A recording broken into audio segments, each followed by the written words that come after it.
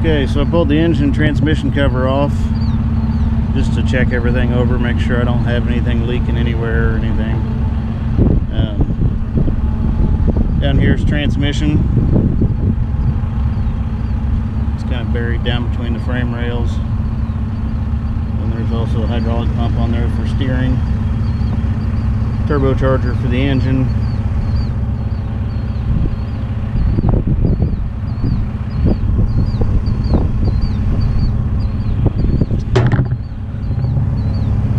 And I'm looking on here and counting, and there's 4 cylinder heads on each side. So I looked in the book said it had a V6 Mercedes in it, but a V6 Mercedes does not have 4 cylinder heads on each side. So what I said originally was correct, that it is a V8 Mercedes diesel. And why it's mislabeled in the book, I don't know. Maybe that was an option on some of them.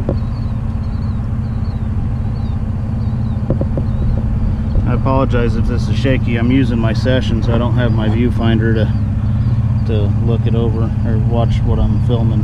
So I'm just kind of pointing at random places. But if you look down that side of the block, there is 4 cylinder heads. And I know some of you are thinking, well, those individual pieces are valve covers, those aren't cylinder heads.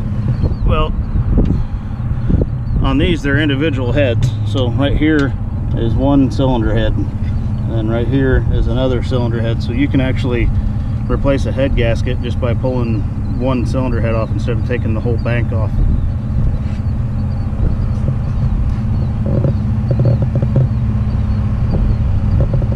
So that's what makes the lower move.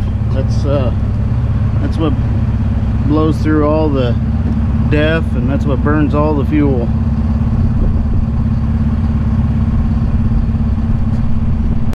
Okay, so I've covered a lot of the other controls on this crane. This is our outrigger control box. We've got one on each side. Controls our axles up and down. Outrigger extend forward and rear. Outriggers up and down. And then this shows kind of the same screen as up in the upper cab, how much weight we've got on each outrigger, and how level we are.